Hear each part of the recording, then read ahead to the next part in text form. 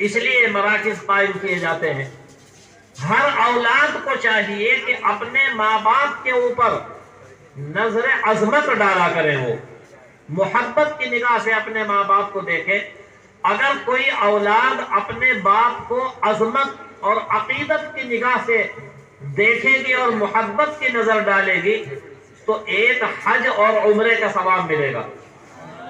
خوش قسمت ہے وہ انسان کہ جن کے والدین زندہ ہیں، بوڑھے والدین ہیں، عمر رسیدہ والدین ہیں، وہ حیات ہیں اور ان کی خدمت کا ان کی اولاد کو موقع میسر ہے، تو والدین کے اوپر محبت کی عظمت کی نگاہ ڈالنے سے حج و عمرے کا ثواب ملتا ہے۔